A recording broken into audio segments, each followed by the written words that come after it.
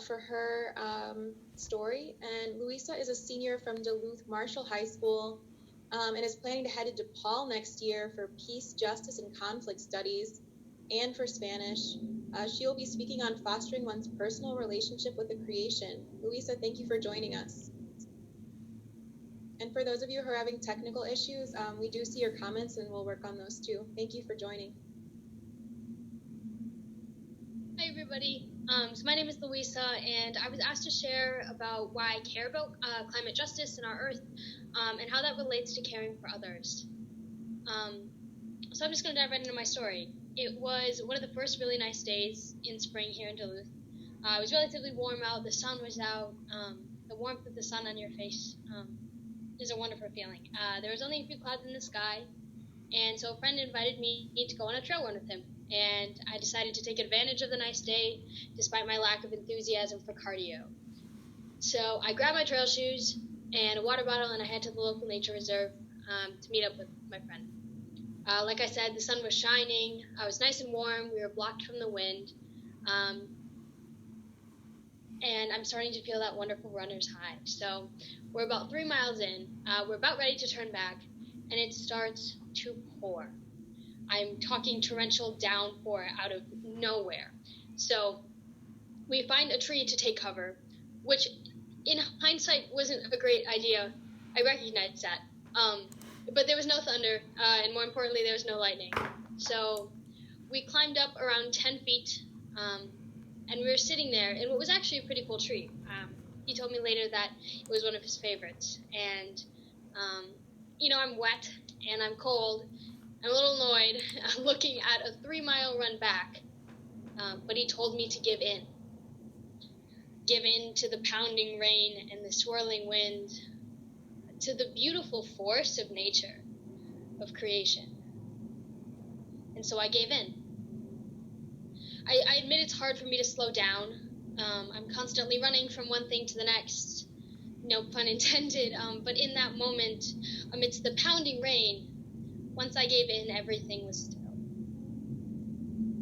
I felt as though God reached out their hands to me and held me, held us.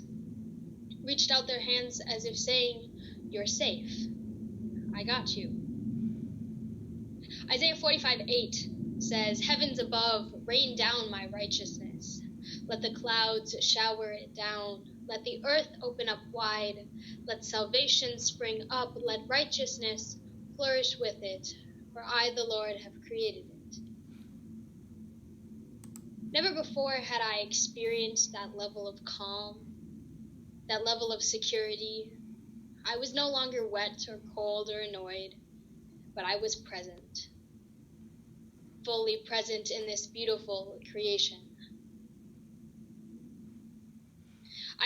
That was my story, but I challenge you to be present, to find your own story, to unplug electronics and plug into nature, to face-to-face interaction, to genuine human connection, to create space for you to open yourself up to the beauty of human vulnerability in the vastness of creation.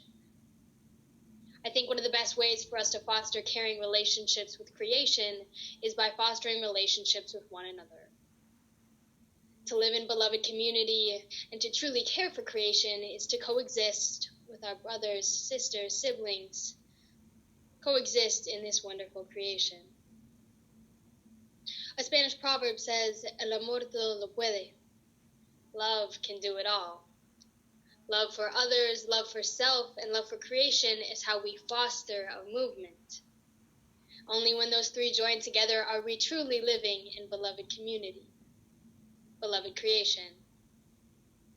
So organize your rally, march to Capitol steps, donate to an organization working to care for our Mother Earth, write a letter to your senator.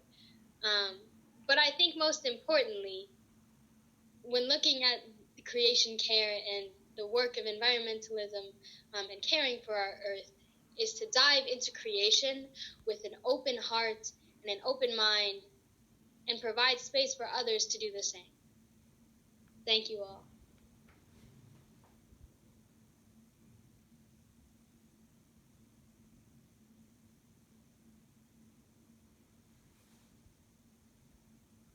Thank you so much for that great story and great challenge for us to create our own stories and share them with others.